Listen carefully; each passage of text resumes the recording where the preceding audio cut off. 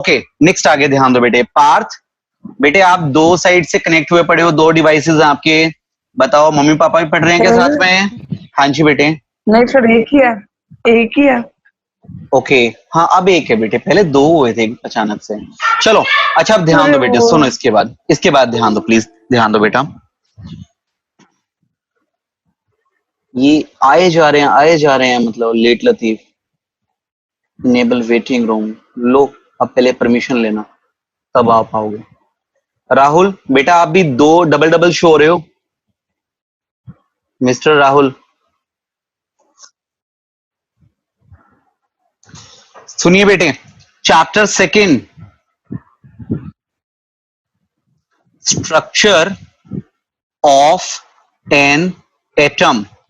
बड़ा interesting chapter है बेटे, एक स्टोरी की फॉर्म में हम लोग इसे करने वाले हैं, बहुत ही इंटरेस्टिंग वे में करने वाले हैं, बिल्कुल भी बोरिंग नहीं बनाएंगे इसे हम। अब ध्यान दे बेटे, इसके बाद देखिए आगे। हाँ जी बेटा न्यू चैप्टर शुरू है। मनदीप अब अपने ब्रेन को बिल्कुल रिफ्रेश मोड पर लगा, ठीक है? बस इस पे फोकस कर, जो चल रहा है ना सामने, इसमें भी कोई भी डाउट होता है तो फिर अब वो आपको मुझसे पूछना है, ठीक है? क्या क्यों कैसे सब छोड़ दे बेटे। हाँ जी बेटे अब ध्यान दो, सुनो। सबसे पहले आप लोगों ने 9th एंड 10th क्लास कर रखी है बेटे, आप लोगों ने वहां पर स्टडी किया कि पूरी की पूरी दुनिया किससे मिलकर बनी है बेटा? एटम से मिलकर के बनी है, ऑब्वियसली ना। पूरी दुनिया, चाहे कोई लिविंग है चाहे कोई नॉन लिविंग है, ठीक है, हर चीज किस से बनी हुई है बेटे? एटम से मिलकर बनी हुई है। बेटा एटम्स के अंदर क्या प्रेजेंट होते हैं बताइए मुझे, एटम्स के अंदर क्या प्रेजेंट होते हैं बताओ बेटे। एटम्स के अंदर इलेक्ट्रॉन्स, प्रोटॉन्स और लो न्यूट्रॉन्स। बेटे, electron protons and neutrons present होते हैं। ओके बेटे ओके। अच्छा अब सुनो बेटे, इलेक्ट्रॉन प्रोटॉन न्यूट्रॉन्स के अंदर क्या होता है दुर्लभ? इलेक्ट्रॉन प्रोटॉन न्यूट्रॉन्स के अंदर क्या होते हैं बेटे? Charged particle. Charge particles. Charge particle का कोई नेम बेटा? ये इलेक्ट्रॉन प्रोटॉन न्यूट्रॉन खुद भी तो एक चार्ज पार्टिकल है ना बेटा। सर क्वार्क्स होते हैं। क्वार्क्स होते हैं, कुछ और उसके ऊपर रोशनी डालो। सिया कभी सुना बेटा कुछ ऐसा? तान्या न्यूक्लियस? ना बेटे नहीं। बेटे ध्यान दीजिए, हम उन्हें बोलेंगे पाई मेजन्स हम उन्हें बोलेंगे, ये होता है बेटे, ठीक है? इन पाई मेजन्स के आगे भी स्टडी हो चुकी है, उन्हें हम बोलते हैं गॉड पार्टिकल्स।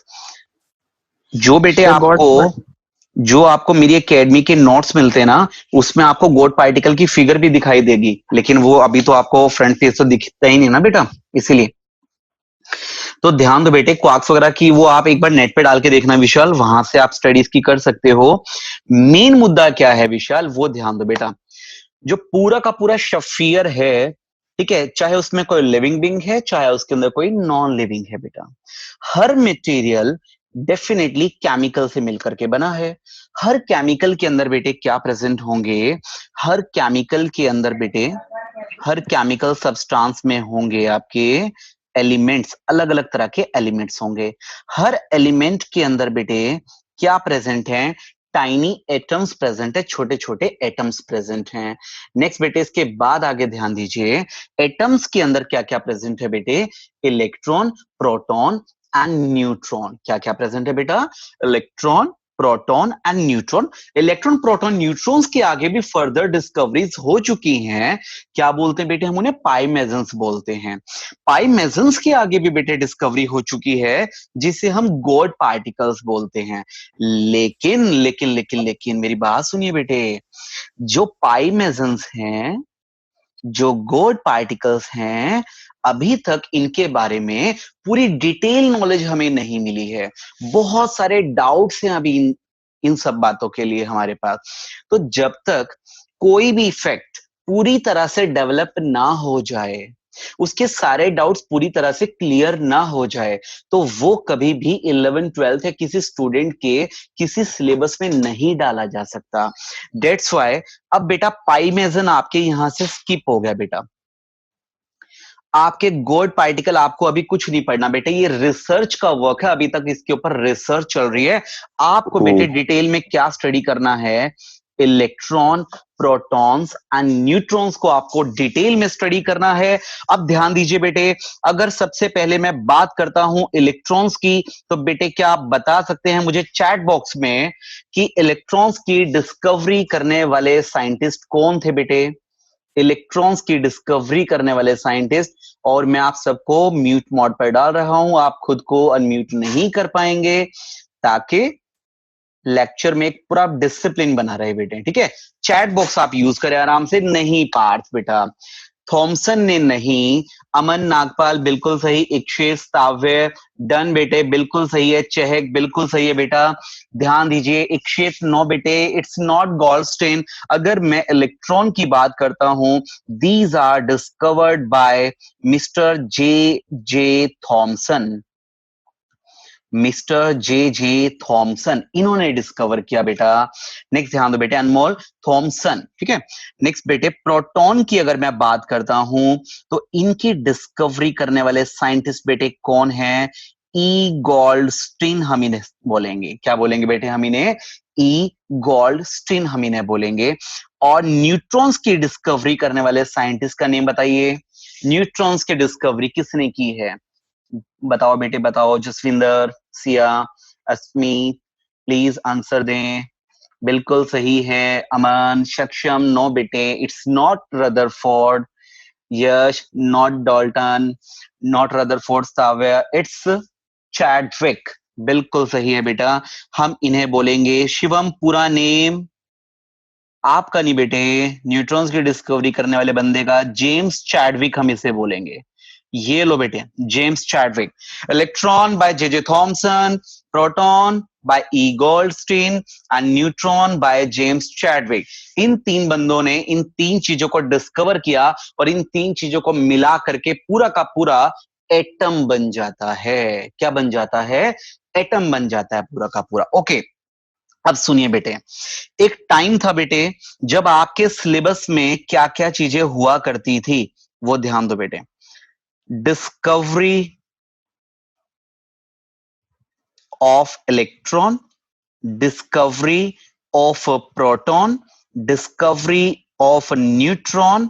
फिर इसके बाद बेटे हमारे पास कुछ न्यू टॉपिक्स भी यहां पर स्टार्ट हो जाते थे बेटे। वो आपको एक पीडीएफ मिलेगी पूरे के पूरे नोट्स की, ठीक है? बहुत अच्छे तरीके से, बिल्कुल ही सिंप्लीफाइड लैंग्वेज में आपको उसके अंदर सारा का सारा मैटर मिल जाएगा। तो ध्यान दो बेटे, discovery of electron, discovery of proton, discovery of neutron. इसके बाद बेटे आपके पास फिर एक टॉपिक आता है जिसे हम बोलते हैं रेडियो एक्टिविटी। ये आपको पढ़ना होता है बेटे। इसके बाद जो मेन टॉपिक है वो है आपका एटॉमिक मॉडल्स। ये आपका इस चैप्टर का मेन पार्ट है बेटे। इस एटॉमिक मॉडल को देने वाले सबसे पहले साइंटिस्ट कौन थे बेटे? थॉमसन। उनको बोला जाता है Thomson's model of an atom. Thomson's model of an atom. Next बेटे उसके बाद कौन आए? रदरफोर्ड, जो आप लोग 9th स्टैंडर्ड में भी पढ़ चुके हैं। Rutherford's model of an atom. Third number पर है बेटा Bohr's model of an atom. Last है बेटे quantum mechanical model, quantum mechanical model of an atom. ये आपके पास है बेटे। अब सुनो ध्यान से, डिस्कवरी ऑफ इलेक्ट्रॉन कैंसिल हो गया बेटा सिलेबस में से, ठीक है? Discovery of proton and neutron ये बेटे कैंसिल हो गया यहां से। अब हमारी जो शुरुआत होती है वो कहां से होती है? रेडियो एक्टिविटी से होती है, या आप कह सकते हैं मेन हमारी शुरुआत कहां से होती है बेटे? एटॉमिक मॉडल से होती है। अगर आप चाहते हैं कि सर हमें कंपटीशन के लिए प्लीज ये भी करवा दो, ठीक है, मुझे कोई प्रॉब्लम नहीं है बेटे, मुझे बहुत मजा आएगा करवाने में, लेकिन उसके लिए फिर एक अलग से टाइम हम अपना असाइन कर लेंगे। जो भी आप बोलोगे बेटे, रात को 12 बजे बोलना है, जिस टाइम बोलोगे, ये जो टाइम तुम बोलोगे बेटे, तसल्ली से समझाऊंगा पूरा का पूरा। आपको ये बताऊंगा कि आपके घर में ट्यूबलाइट लगी है ना मेरा बेटा, वो ट्यूबलाइट कैसे काम करती है। आपको ये पता लगेगा आपके एलसीडी जो टीवी अब आते हैं या पुराने वाले जो टीवी होते थे मोटे वाले, या डेस्कटॉप जो आपका होता था, दोनों में क्या डिफरेंस होता है। मेरी ड्यूटी है तसल्ली से कराने की, ठीक है बेटे। तो आप आराम से मुझे बताना, फिर बाद में अलग से एक क्लास लगा दूंगा मैं उसकी। अभी बेटे हम लोग अपना मेन फोकस करते हैं बेटे। अनमोल आज रात को नहीं, कल परसों जब तुम कहोगे एक बार अपने चैप्टर की कंटिन्यूटी मेंटेन कर लेते हैं, आराम से अच्छे से करेंगे बेटे, ठीक है। अच्छा अब ध्यान दो बेटे। हाँ बेटे, लिंक सबको मिलेगा बेटे, डेफिनेटली सबको मिलेगा, प्रॉपर मैं उस पर लिख दूंगा बेटे, ठीक है। जिसको भी अच्छे से करना है वो कर ले, ठीक है। ओके, अब ध्यान दो। तो बताइए अब हमारे इस चैप्टर की शुरुआत कहां से होती है? Radio activity. बेटे रेडियो एक्टिविटी से पहले मैं आपको कुछ और समझाना चाहता हूं। पहले मैं एटॉमिक मॉडल्स के ऊपर थोड़ा सा आपको बताना चाहता हूं। लो बेटे, अब हम अपना चैप्टर स्टार्ट करते हैं, मेन पार्ट। मैंने अभी अभी क्या बताया आपको? किसी भी एटम के अंदर 3 पार्ट होते हैं। कौन कौन से बेटे? Electron, proton and neutron. Electron discovered by J Thomson, proton discovered by James Chadwick. सही बोला ना बेटा मैंने? हाँ जी बताओ दीपक, मैंने सही बोला ना मेरा बेटा? बताइए। प्रोटॉन्स आर डिस्कवर्ड बाय, तो चाहे क्या बोलना है फिर? Protons are discovered by, Aarush क्या बोलूं? Protons are discovered by Goldstein, बिल्कुल सही बेटे। And neutrons are discovered by James Chadwick. Okay बेटे, अब सुनो ध्यान से। बेटे ध्यान दो, हमारे पास जो मेन टॉपिक है, आपके 9th क्लास का पोर्शन था, आप लोगों ने स्टडी किया था एटॉमिक मॉडल्स। ध्यान दो बेटा, एटॉमिक मॉडल्स। क्या मीनिंग है मॉडल का? हमें पता लग गया किसी एटम के अंदर इलेक्ट्रॉन, प्रोटॉन, न्यूट्रॉन प्रेजेंट होते हैं, लेकिन इलेक्ट्रॉन्स की पोजीशन क्या, प्रोटॉन्स एंड न्यूट्रॉन्स की पोजीशन क्या, इन सबको अच्छे से स्टडी करना, यही क्या कहलाता है बेटे? मॉडल कहलाता है। तो बेटे एटम का स्ट्रक्चर आप स्टडी करोगे, राइट। लेकिन सबसे पहले स्ट्रक्चर देने वाले, मॉडल देने वाले साइंटिस्ट कौन थे? J Thomson. क्या बोला गया बेटे इन्हें? Thomson's model of an atom. क्या बोला बेटे? Thomson's model of an atom, हमने इसको बोला। लेकिन बेटा थॉमसन फेल हो गए। क्यों फेल हो गए अभी बात करते हैं। थॉमसन का जो मॉडल है वो पूरी तरह से फुल फ्लेज साबित नहीं हो पाया, वो उसमें काफी सारी मिस्टेक्स रह गई। तो बेटे उन मिस्टेक्स को, उन फेलियर्स को, उन लिमिटेशंस को किसने ठीक किया? रदरफोर्ड ने बेटे। तो क्या बोलेंगे? Rutherford's model of an atom, right बेटे। फिर बेटे रदरफोर्ड के मॉडल में भी कुछ प्रॉब्लम्स रह गई, कुछ कमियां रह गई, खामियां रह गई। उसे किसने ठीक किया बेटे? उसे ठीक करने वाले साइंटिस्ट थे बेटे कौन? Bohr's model of an atom था बेटा। आपने थॉमसन रदरफोर्ड डिटेल में पढ़ रखा है 9th स्टैंडर्ड में। बेटे बोहर की जस्ट शुरुआत हुई थी, लेकिन आपने उसको डिटेल में नहीं पढ़ रखा। और बेटे 4th वाले का तो नेम भी नहीं सुना। बोहर जब फेल हो गया तो बेटे उसके बाद जो मॉडल आया वो क्या नेम है उनका? Quantum mechanical model.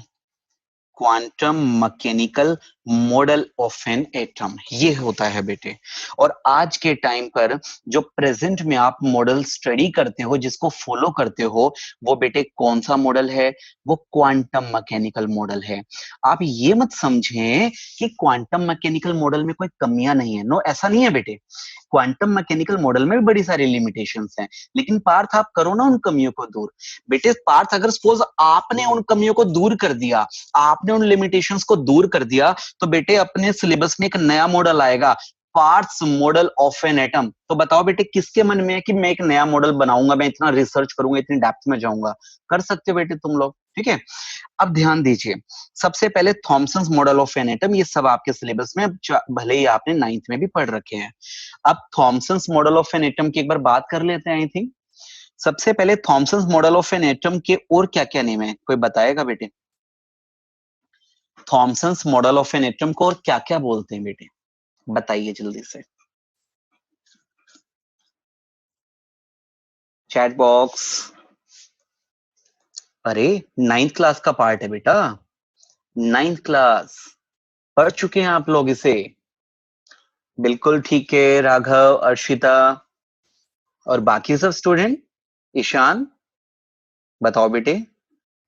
दीपाक्षी, दीक्षा बिल्कुल सही है, बिल्कुल सही है बेटे। इन लोगों ने बोला अभी अभी वाटरमेलन मॉडल भी हम इसे कहते हैं, वाटरमेलन मॉडल। हाँ जी बेटे, क्या कोई और भी नेम है क्या बेटे वाटरमेलन से अलग? लव शर्मा ने अभी अभी आंसर दिया बेटा। और भी कोई नेम है क्या? बिल्कुल बेटे, एक नेम है प्लम पुडिंग मॉडल।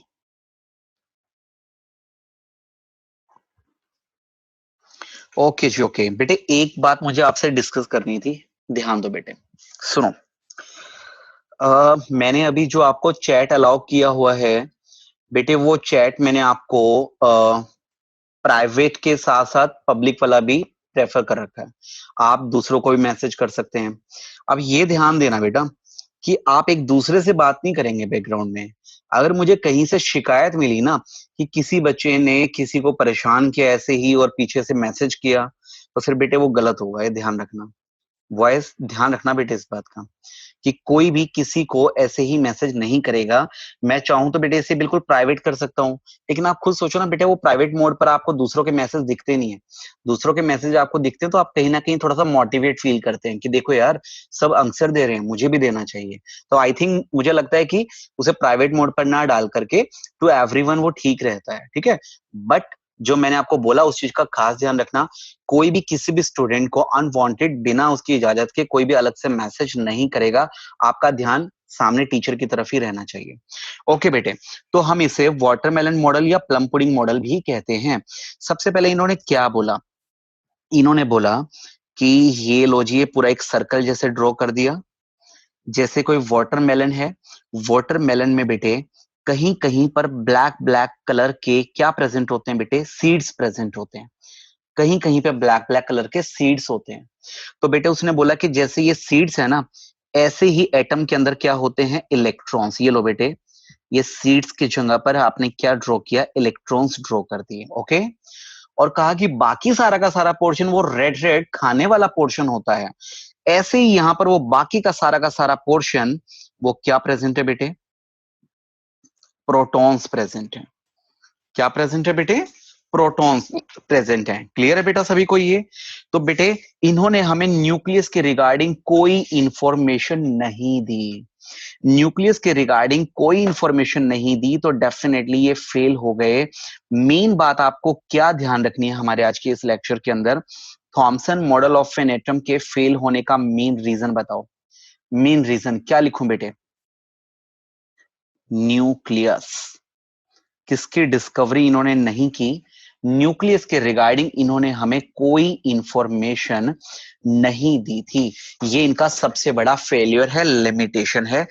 इसी फेलियर के ऊपर, इसी न्यूक्लियस के ऊपर किसने वर्क करना स्टार्ट किया बेटा? रदरफोर्ड ने वर्क करना स्टार्ट किया था। तो बेटे नेक्स्ट हमारे पास आ जाता है Rutherford's model of an atom. Reality में अगर आप एसडीवीएम या किसी भी स्कूल की बात करें ना, आपका चैप्टर वो लोग कहां से स्टार्ट करते हैं? बोहर्स मॉडल से स्टार्ट करते हैं। बट मुझे लगता है बेटे थॉमसन रदरफोर्ड के बारे में अगर सपोज हम 10 से 15 मिनट लगा रहे हैं तो नॉट अ, ठीक है, कोई हम लॉस नहीं कर रहे हैं एटलीस्ट अपना। हाँ जी बेटे। हाँ सक्षम, आप कर सकते हो बच्चे, नोट कर सकते हो। अभी नोट करना है अभी नोट कर लो, ठीक है। और अगर आपको इसकी पीडीएफ सेंड करनी है मुझे, तो मैं आपको इसकी पीडीएफ भी सेंड कर दूंगा, ठीक है। और आप स्क्रीनशॉट लेना चाहते हैं अपने डिवाइस में, स्क्रीनशॉट भी ले सकते हो, ठीक है। लेकिन अपने हैंड रिटन नोट्स बनाओ तो वो बहुत बेहतर रहता है आपके लिए। कुछ बच्चों ने ना मुझसे अराउंड 10-15 डेज पहले भी बोला था कि सर हम लोगों को राइट डाउन करना है अपना। तो बेटे ऑब्वियसली जितना हार्डवर्क करोगे उतना आपको बेनिफिट मिलेगा, जितना अपने आप को आराम परस बनाओगे उतना लॉस करोगे अपना, ठीक है। तो बेटे साथ साथ नोट नहीं होता ना, उसका बड़ा सिंपल सा तरीका है, मैं पीडीएफ भी सेंड कर दूंगा, दूसरा आप स्क्रीनशॉट भी ले लिया करो, ठीक है। इस तरीके से कर लो। हाँ जी बेटे, स्टावे इसीलिए स्टेबल नहीं है बेटे, क्योंकि इन्होंने तो सबसे पहली बात, इन्होंने पूरा सब कुछ एक्सप्लेन ही नहीं किया। किसी भी एटम की स्टेबिलिटी का सबसे बड़ा रीजन, किसी भी एटम की स्टेबिलिटी का सबसे बड़ा रीजन क्या है? न्यूक्लियस। और वो न्यूक्लियस ही इन्होंने एक्सप्लेन नहीं किया, तो बेटे ऑब्वियसली थॉमसन मॉडल स्टेबल तो हो ही नहीं सकता कहीं भी दूर दूर तक। आगे ध्यान दो बेटे, इसके बाद सिया बेटा कुछ समझ में आ रहा है? जसविंदर, ईशान, कुछ समझ में आ रहा है बेटे? हाँ जी, ध्यान दीजिए। नेक्स्ट इसके बाद आप लोग चैट बॉक्स में मुझे मेंशन कर सकते हैं बेटे, कोई भी प्रॉब्लम आ रही है तो। हाँ जी, रदरफोर्ड की बात करते हैं। आप लोग प्लीज मुझे ये बताओ, रदरफोर्ड ने कोई एक्सपेरिमेंट किया था क्या? क्या लगता है बेटा आपको? क्या रदरफोर्ड ने कोई एक्सपेरिमेंट किया था क्या? हाँ जी बेटे, बताइए। यस बेटा, यस। क्या एक्सपेरिमेंट किया उन्होंने? अल्फा रे स्कैटरिंग एक्सपेरिमेंट। अल्फा रे स्कैटरिंग एक्सपेरिमेंट, ठीक है, या फिर रदरफोर्ड एक्सपेरिमेंट भी आप इसे बोल सकते हैं बेटा। ओके, अच्छा क्या लिया था इन्होंने? गोल्ड फॉइल लिया था। और अमन नागपाल बेटा, इन्होंने गोल्ड फॉइल लिया था या फिर वेरी थिन गोल्ड फॉइल लिया था? ये इंपॉर्टेंट है बेटे इसके अंदर, ठीक है। अगर थिन ना लेते तो गड़बड़ हो जाती पूरी की पूरी। तो जितना ये पतले से पतला फॉइल ले सकते थे वो इन्होंने गोल्ड का चूज किया, सबसे पहली बात। फिर बेटे इन्होंने रेडिएशन कौन से इस्तेमाल की थी वो बताइए बेटे। इन्होंने इस्तेमाल की थी अल्फा रेज इस्तेमाल की थी। तो ध्यान दो बेटे, अब हमारा टाइम हो गया है रेडियो एक्टिविटी की बात करने का, जो मैंने आपको बोला था पहले भी।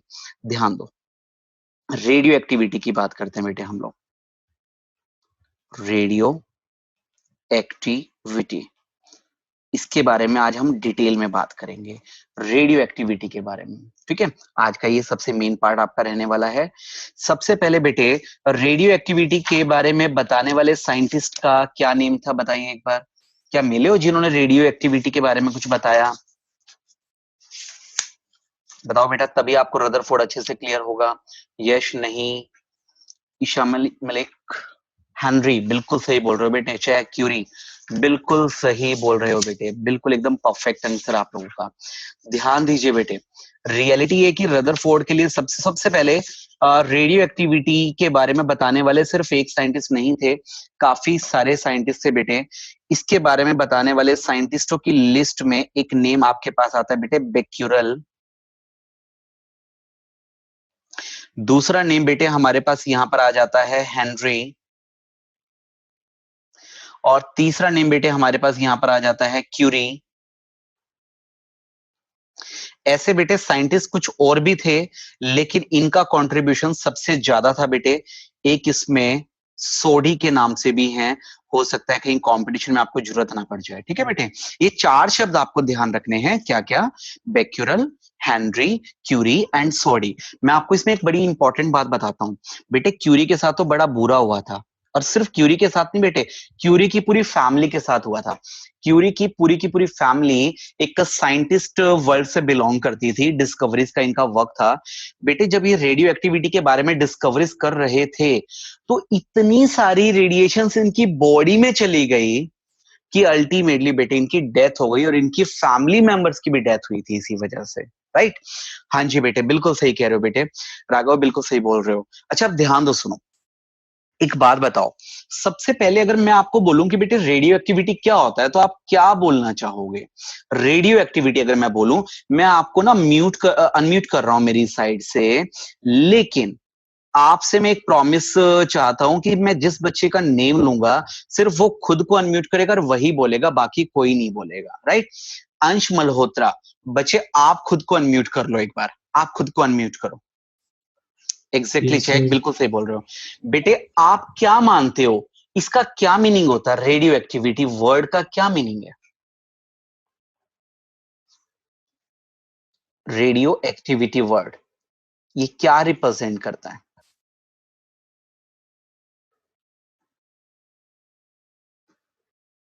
तो मैं ही बताऊं? सर मैं बताऊं? हाँ बताओ बेटे। Sir emitting of energy and subatomic particles. We can say, ध्यान दो बेटे, सुनो या सब कोई म्यूट रखना। इलेक्ट्रोमैग्नेटिक स्पेक्ट्रम वगैरह होता है सर। कह सकते हैं बेटे, कह सकते हैं, वो लैंग्वेज अलग अलग हो सकती है, आप जो वर्ड यूज कर रहे हो वो भी बिल्कुल परफेक्ट है, और आपके पास इस चैप्टर में पूरी डिटेल में आप आने वाला है स्पेक्ट्रम के बारे में। साक्षी बिल्कुल सही बोल रहे हो बेटे। अब ये रेडिएशंस वगैरह ये सब चीजें हैं क्या, वो ध्यान दो बेटे। सुनो, देखो क्या मीनिंग है इसका। अनुराग बिल्कुल ठीक है। सपोज करो बेटे, मैंने अपने पाम के ऊपर, मैंने अपने हाथ के ऊपर एक केमिकल ले रखा है, राइट। एक केमिकल मैंने अपने हाथ के ऊपर रख लिया। सपोज करो बेटे, ये मेरे पास पेन है, मैंने अपने हैंड के ऊपर पेन रखा, या आप लोगों ने अपने हैंड के ऊपर एक पेन रख लिया। आप मुझे बताओ दीपाक्षी, क्या उस पेन के अंदर से कोई रेडिएशन निकल रही है क्या? बताओ, क्या वो पेन आपका 2-4 साल में फिनिश हो जाएगा क्या? अपने आप हाथ के ऊपर से रखा रखा गायब हो जाएगा क्या, कि सारा का सारा रेडिएशन बन के उड़ गया? ऑब्वियसली नहीं बेटे। इसका मीनिंग उस केमिकल में से कोई रेडिएशन नहीं निकल रही है, ठीक है। वो एक नॉन रेडियो एक्टिव सब्सटेंस है। मैं क्या बोलने वाला हूं बेटा उसे? मैं उसे बोलने वाला हूं that's a non radio active substance, मैं उसे बोलने वाला हूं, पहली बात। दूसरा बेटे, उसके बाद आगे ध्यान दो। फिर बेटे मैंने क्या किया, मैंने कोई कॉपर लिया, रेडियो एक्टिव है वो, सपोज करो मेरे पास, मैंने वो कॉपर का टुकड़ा मैंने अपने पाम के ऊपर रख रखा है। बेटे उस कॉपर के टुकड़े में से कॉन्टिन्यूसली रेडिएशन से निकले जा रही है, दिखाई नहीं देंगी, ठीक है। लेकिन वो रेडिएशन आपकी बॉडी में जाके आपको भी सफर करेंगी। वो रेडिएशंस आपकी बाहर एटमॉस्फेयर में भी फैल रही हैं, और एक पर्टिकुलर टाइम के बाद जाकर के वो कॉपर का टुकड़ा फिनिश भी हो जाएगा, उसका मास भी लगातार डिक्रीज होता जा रहा है। तो बेटे वहां से जो रेडिएशन से निकल रही हैं, ठीक है, वो रेडिएशंस हैं, और उस केमिकल को आप क्या बोलने वाले हो? उस केमिकल को रेडियो एक्टिव सब्सटेंस हम उसे बोलने वाले हैं। Ishaan, is it clear? ठीक है बेटे, हम क्या बोलने वाले हैं उस केमिकल को? रेडियो एक्टिव सब्सटेंस हम उसे बोलने वाले हैं। अब मुझे एक बात बताइए बेटे, क्या ये रेडिएशंस हम लोगों को कोई परेशानी करते हैं क्या? हमें इनका कोई नुकसान होता है बेटे? क्या मानते हो आप लोग? क्या ये हमारे लिए हार्मफुल होते हैं बेटे? कैसे? दुर्लभ, क्या आप कहना चाहोगे इसके बारे में? कोई रेडिएशन हमें कैसे नुकसान कर सकती है, कैसे परेशान कर सकती है? You can take any example. Sakshi आप बताओ बेटे।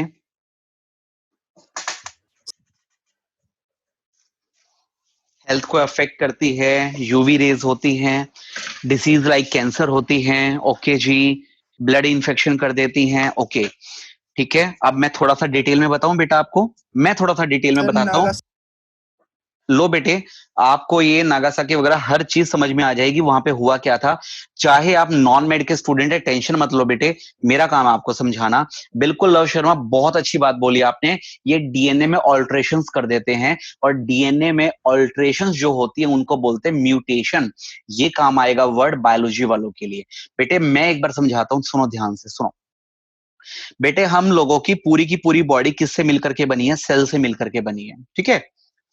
अब ये सेल्स आपके रूटीन में डिवाइड होते हैं, डिवाइड यानी कि बेटे ये मल्टीप्लाई होते हैं, ठीक है। सपोज आपकी बॉडी में कोई पहले एक सेल है, ठीक है। ये एक सेल काफी बड़ी है, ये पहले खुद को डिवाइड करेगी। ये देखो बेटे, डिवाइड होकर के दो सेल बन गई, लेकिन दोनों की दोनों जो सेल हैं वो छोटे साइज की हैं, राइट। अब बेटे ये तो हुआ डिवीजन। डिवीजन के बाद अब एक नया प्रोसेस चलेगा, सेल ग्रोथ। अब ये ग्रो भी करेंगी, अब ये पहले के जितनी हो जाएंगी बेटे। तो पहले एक थी, अब दो बन चुकी हैं। अगेन बेटे ये किसको फॉलो करने वाली हैं? Cell division. कितनी बन जाएंगी बेटे? अब ऑब्वियसली 4 बन जाएंगी, बट चारों का साइज क्या रहने वाला है? छोटा रहने वाला है। नेक्स्ट पार्ट क्या आने वाला है बताओ बेटे? नेक्स्ट अब पार्ट क्या होगा सेल डिवीजन के बाद वाला? ग्रोथ। Obviously growth.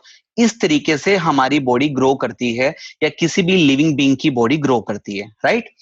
ओके अच्छा, अब ध्यान दो बेटे, सुनो मैं इसमें क्या कहना चाहता हूं। सिया ध्यान दो। तो इसका मीनिंग एक बात तो कंफर्म हो गई है कि हर इंसान की बॉडी के अंदर जो सेल्स हैं वो डिवाइड करती हैं, ग्रो करती हैं, डिवाइड करती हैं, ग्रो करती हैं। इसी से हमारी ग्रोथ होती है, हम बड़े होते हैं, हमारा साइज डेवलप होता है। अब सुनो, मैं कहता हूं पर डे, पर डे एक इंसान की एक सेल से 20 सेल बननी थी। लेट कर रहा हूं बेटे, ठीक है। ये कोई फिक्स डेटा नहीं है। मैं कहता हूं बेटे सपोज करो एक दिन में, एक सिंगल डे में एक बंदे की एक सेल से 20 सेल बननी थी। ये है उसका नॉर्मल फिनोमिना। हुआ क्या बेटे, उस बंदे की बॉडी में अलग अलग तरह की रेडिएशन चलेगी किसी भी वजह से बेटे। May be ultraviolet rays, may be infrared rays, may be X rays, may be cosmic rays, ठीक है, may be waves, may be radio waves, ठीक है। अलग अलग तरह की डिटेल में आने वाली है, आपके इसी चैप्टर में सिलेबस में आने वाली है। मे बी गामा रेज, ये लो बेटे मैं गामा भी मेंशन कर देता हूं अनमोल, ठीक है। कोई भी रेडिएशन आपकी बॉडी में एक लिमिट से ज्यादा चली गई तो बेटे उस बंदे की बॉडी में सेल्स के अंदर होता है न्यूक्लियस। न्यूक्लियस के अंदर होते हैं क्रोमोसोम्स। ये मत सोचना कि नवीन सर ने बायोलॉजी पढ़ाना स्टार्ट कर दिया। बेटे ये पूरा का पूरा पोर्शन आपके केमिस्ट्री के अंदर भी इन्वॉल्व है, नॉन मेडिकल स्टूडेंट्स का भी पार्ट है, ध्यान रखना।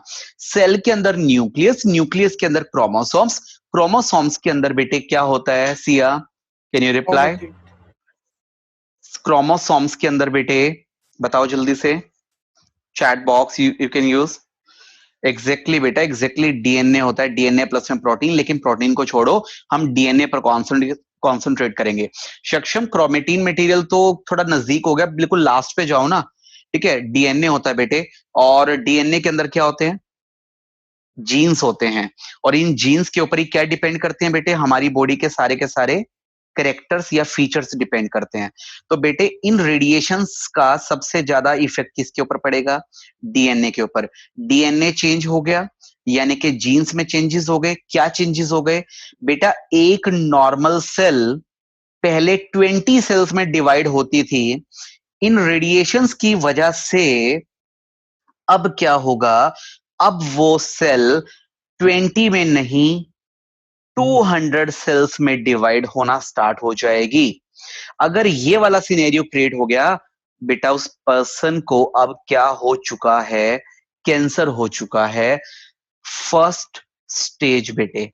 हम उसे ठीक भी कर पाएंगे बेटे। पता लगा रेडिएशन कुछ ज्यादा ही चली गई थी, ठीक है, चेंजेस कुछ ज्यादा ही आ गए। पर डे 1 सेल से 200 भी नहीं बेटे 2000 सेल बनना स्टार्ट हो गई। इट्स मीन उस बंदे का जो कैंसर है वो सेकंड स्टेज में जा चुका है।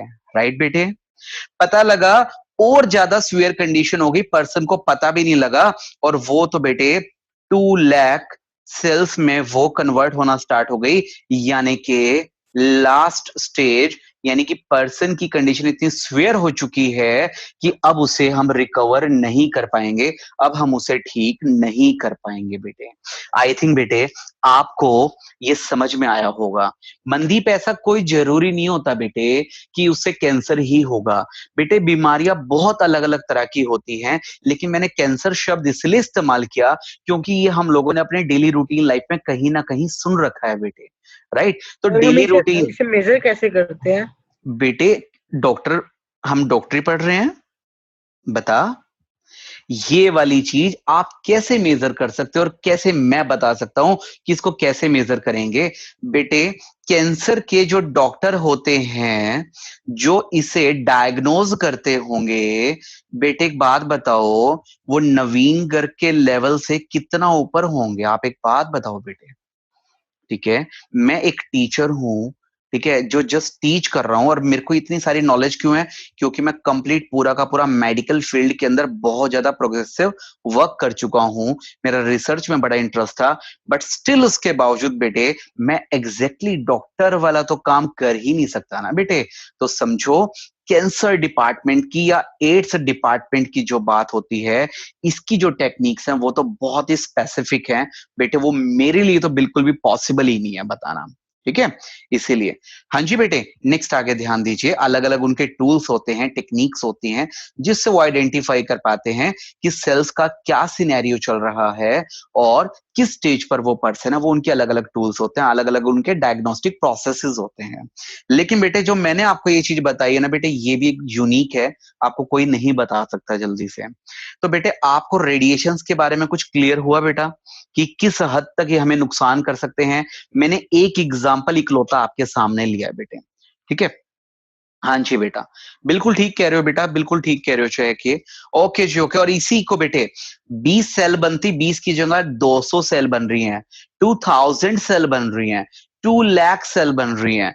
तो जसविंदर एक बात बताओ बेटे, अगर 20 की जगह पे 2 लाख सेल बन रही हैं, तो बेटे उस बॉडी में, उस जगह पर, उस पोर्शन में एक बड़ा सा क्लम्प बनेगा कि नहीं बनेगा, एक गड्ढा बनेगा कि नहीं बनेगा सेल का इकट्ठा होके? वो उतना ही साइज रहेगा कि बड़ा सा साइज बन जाएगा? बताओ बेटे मुझे फटाफट जल्दी से। मनदीप, बड़ा साइज बन गया। उसी बड़े साइज को आप लोग रूटीन लाइफ में जो आपने वर्ड सुना होगा, हम उसे क्या वर्ड दे देते हैं बेटे? ट्यूमर। हम उसे बोल देते हैं कि इसको ट्यूमर हो गया। किसी को वो ब्रेन में हो रहा है, किसी को ब्लड में हो रहा है, किसी को किडनी में हो रहा है, ठीक है, कहीं पे ब्रेस्ट में हो रहा है। इस तरीके से अलग अलग पोर्शन है बॉडी में, कहीं पर भी हो सकती हैं, जो भी पोर्शन रेडिएशन के कॉन्टेक्ट में बहुत ज्यादा आया होगा। राइट, ये आपको ध्यान रखना है। ओके बेटे, नेक्स्ट इसके बाद आगे ध्यान देते हैं, सुनिए इसके बाद। और बेटे इसी से रिलेटेड तो हमारी बार बार ये बातें आती है ना, कि सपोज करो जैसे हम ये एमआई के फोन वगैरह यूज करते हैं, या कोई भी लोकल कंपनी अगर हम यूज करते हैं, तो बेटे लोकल कंपनी के अंदर से रेडिएशंस कम निकलती हैं कि बहुत ज्यादा निकलती हैं? बहुत ही ज्यादा निकलती हैं। वहीं पे आपने कोई अगर ये ब्रांड यूज कर रखा है, लाइक सैमसंग हो गया, या फिर जो भी सपोज एप्पल की हम बात करें, तो इनके प्राइस इतने ज्यादा क्यों होंगे कंपैरेटिवली? क्या रीजन है बेटे? सिर्फ प्रॉफिट की बात है, या फिर कहीं ना कहीं इन्होंने अपने रेडिएशन लेवल को मैनेज कर रखा है, इन्होंने रेडिएशन लेवल को कम कर रखा है? क्या ये चीज क्लियर है बेटे सभी को? ठीक है ईशा? हाँ जी बेटे सभी को। ओके, अच्छा एक बात बताओ मुझे दीक्षा, बेटे ये रेडिएशंस कम है या ज्यादा हैं, इसको पता लगाने के लिए हमारे डिवाइस में एक वैल्यू होती है, क्या बोलते हैं बेटे उस वैल्यू को? उस वैल्यू को क्या बोलते हैं बेटे? बताइए जल्दी से। मेहुल, राघव, बताओ बेटे, लक्ष्य, खुशी, क्या बोलते हैं? आपने शायद सुना हो बेटे। सिया, कभी नहीं सुना आप लोगों ने बेटे, ऐसे कैसे हो सकता है? रैम। अरे अरे अरे निकम्मो, बोलना नहीं है, बोलना नहीं है। चैट बॉक्स, चैट मेरे को पता लगे ना कौन कितना अवेयर है। जसविंदर, क्या बात करते हो तुम लोग? सीधा जाके मोबाइल फोन वगैरह पिक कर लेते हो क्या बस? कभी देखते नहीं कि उसके अंदर क्वालिटी किस तरीके से मैनेज होते हैं, उसका साइंटिफिक मेथड नहीं देखते? एग्जैक्टली राघव ने बताया बस अभी। बच्चे क्या करते हो? यश, नेक्स्ट टाइम अगर आपके घर में कोई भी नया मोबाइल आ रहा है ना बेटा, सबसे पहले क्या चेक करोगे? सबसे पहले उसकी सार वैल्यू चेक करोगे, ठीक है? ये ध्यान दो बेटे, सबसे पहले SAR, सार वैल्यू आप उसकी चेक करोगे। सार का मीनिंग है बेटे, उस आपके मोबाइल फोन में से कितनी रेडिएशंस एमिट हो रही हैं, ये इसका मीनिंग होता है बेटे, कितनी रेडिएशंस उसमें से निकल रही है। उसमें दो तरह की वैल्यू होती है, कि आपके हेड की तरफ कितनी रेडिएशन जाएंगी और आपकी बाकी की बॉडी की तरफ कितनी रेडिएशन जाएंगी। उसकी वैल्यू समवट 1.6 के आसपास होती है, वो आपको पता लग जाएगा। अगर वैल्यू सपोज करो वहां पे ज्यादा है, इसका मीनिंग बेटे वो डिवाइस आपका अच्छी क्वालिटी का नहीं है बेटे, ये ध्यान रखना। एग्जैक्टली बेटा, जो वायरलेस होते हैं उनके अंदर रेडिएशन और भी ज्यादा एमिट होते हैं, ये सच्चाई है बेटे, ये सच्चाई है। हाँ जी बेटे, तो कभी भी अगर आप कोई भी इलेक्ट्रॉनिक डिवाइस यूज करते हैं जिसमें से रेडिएशन एमिट होती हैं, then first you have to check its SAR value. इसकी सार की डेफिनेशन, और कैसे सार चेक करेंगे? डिवाइस के अंदर सेटिंग पे जाओगे, सेटिंग में अबाउट सबसे लास्ट ऑप्शन है मोबाइल के बारे में, अबाउट में जाकर के सार पे चले जाओ, सार में अपने आप पूरी डिटेल में आपको मिलेगा। आज चेक करना बेटे लेक्चर के बाद उसे। ओके जी ओके, नेक्स्ट आगे ध्यान दीजिए बेटे। तो ये सब हमारी बातें हुई हैं डिटेल में, किसके रिगार्डिंग बेटे? हमारे रेडियो एक्टिविटी के रिगार्डिंग। नेक्स्ट बेटे, तो अब ध्यान दो, इसके बाद हम लोगों को पता लगा कि मेरे पास ये देखिए कोई भी ये रेडियो एक्टिव सब्सटेंस है बेटे, ये रहा रेडियो एक्टिव सब्सटेंस। इस रेडियो एक्टिव सब्सटेंस में से हमने चेक किया तो मोस्टली इसके अंदर से 3 टाइप्स की रेडिएशंस निकलती हैं बेटा, ठीक है। वो रेडिएशंस बेटे जो किसी नेगेटिव चार्ज की तरफ, किसी नेगेटिव पोल की तरफ अट्रैक्ट हो जाए, इसका मीनिंग बेटा इन पर खुद पर कैसा चार्ज है, पॉजिटिव चार्ज। बेटे ऐसी रेडिएशंस जो पॉजिटिवली चार्ज्ड होती हैं, हम उन्हें क्या बोलेंगे बेटे, हम इन्हें बोलेंगे अल्फा रेज। क्या बोलेंगे बेटे, अल्फा रेज हम उन्हें बोलेंगे, ठीक है बेटे। और अल्फा का सिया कोई सिंबल होता है बेटे, कौन सा एलिमेंट होता है ये, कौन सा सिंबल है, अल्फा रेडिएशंस में कौन सा एलिमेंट प्रेजेंट होता है, एलिमेंट का नेम बता दो, चलो सारी बातें छोड़ो, सिर्फ एलिमेंट का नेम बता दो। एग्जैक्टली स्ताव्या, बिल्कुल डन बेटा, राघव डन, एग्जैक्ट हीलियम होता है बेटे। हीलियम पार्टिकल से मिलकर बनी हुई इन रेडिएशंस को क्या बोलते हैं, अल्फा रेज। और बेटे ये कैसी चार्ज होती हैं, दीज आर पॉजिटिवली चार्ज्ड, इन पर पॉजिटिव चार्ज होता है। बिल्कुल सही बोल रहे हो बेटे। चलिए जी नेक्स्ट आगे ध्यान दो बेटे, इसके बाद आगे की तरफ बढ़ते हैं। सक्षम आपने पूछा कि बेटे हमारी बॉडी के लिए कौन सी वैल्यू सेफ है। बेटे आप एक बार नेट के ऊपर चेक करो तो आपको हेड पार्ट और बॉडी पार्ट दोनों की अलग अलग वैल्यू मिल जाएगी उसमें, जो वैल्यू हमें नुकसान नहीं करती है, ठीक है। और एक बात और बता देता हूँ सक्षम, एमआई वाले तो इतने गंदे हैं, सार वैल्यू अपने डिवाइस में कम रिप्रेजेंट करते, निकलती ज्यादा है।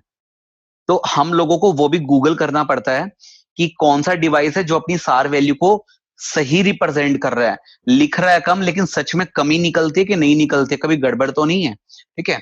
ओके बेटे नेक्स्ट आगे ध्यान दीजिए। अब कुछ रेडिएशंस ऐसी होती हैं सिया जो किस साइड पर अट्रैक्ट होने वाली हैं बेटे, ऑब्वियसली पॉजिटिव पॉल की तरफ अट्रैक्ट होते हैं, किसी भी पॉजिटिव चार्ज की साइड पर अट्रैक्ट होती हैं। बेटे पॉजिटिव की तरफ अट्रैक्ट होने वाली, एग्जैक्टली बिल्कुल सही बोल रहे हो बेटे, इन्हें हम बोलेंगे बीटा रेस।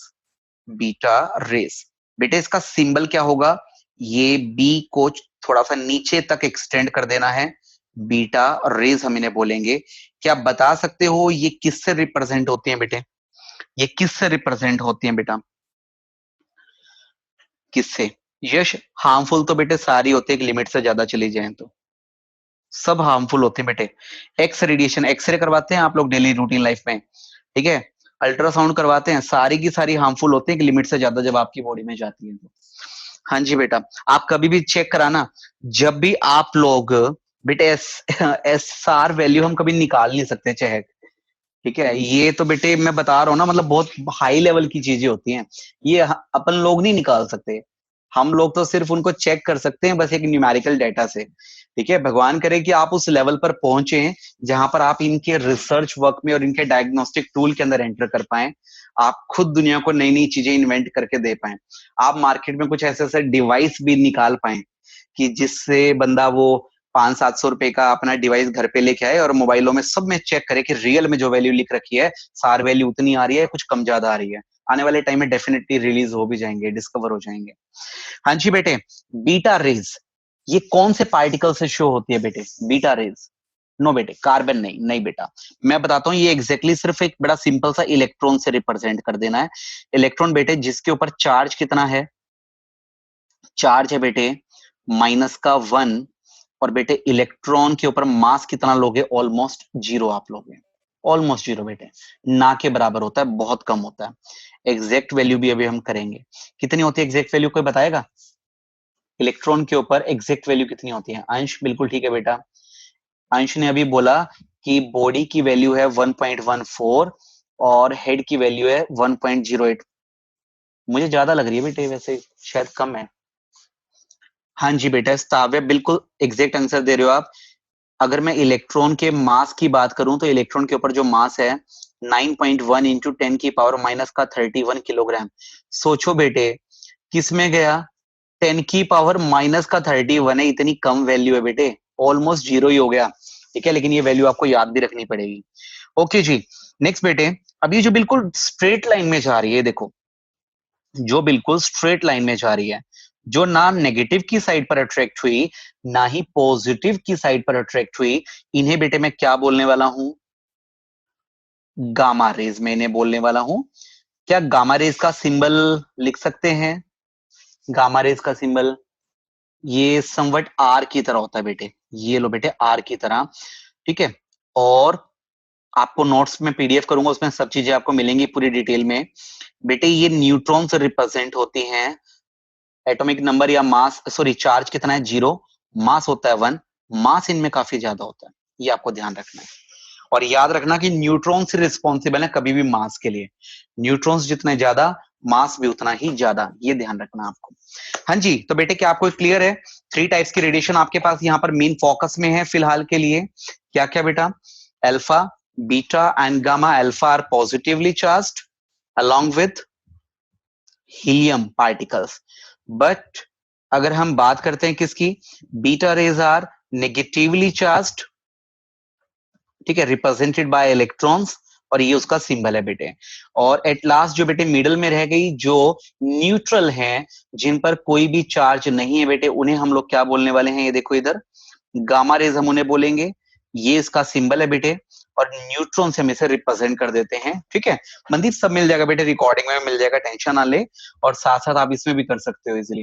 मैं आपको पीडीएफ सेंड करूंगा, बहुत मक्खन लैंग्वेज में मैंने आपके नोट्स बना रखे हैं, बिल्कुल सिंपल लैंग्वेज में। इसीलिए गामा बेटे न्यूट्रल है, ना नेगेटिव, ना लेफ्ट में अट्रैक्ट हुआ, ना राइट में अट्रैक्ट हुआ, सीधा चला गया। इसका मीनिंग बेटा न्यूट्रल है, ठीक है मनदीप, ठीक है। उसके ऊपर कोई चार्ज नहीं बेटे, कोई चार्ज नहीं। ये देखो न्यूट्रॉन में नीचे क्या लिख रखा है? 0 लिख रखा है। 0 का मतलब बेटे कोई चार्ज नहीं है उस पे, ठीक है, ना नेगेटिव ना पॉजिटिव। ओके बेटे, ओके। नेक्स्ट आगे ध्यान दो। इसके बाद अब आप चलें बेटे रदरफोर्ड मॉडल की, अगर हम बात करना चाहें तो क्या होगा? रदरफोर्ड्स मॉडल,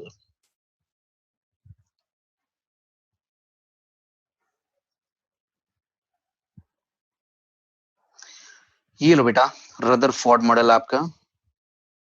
अल्फा रे स्कैटरिंग एक्सपेरिमेंट, बताओ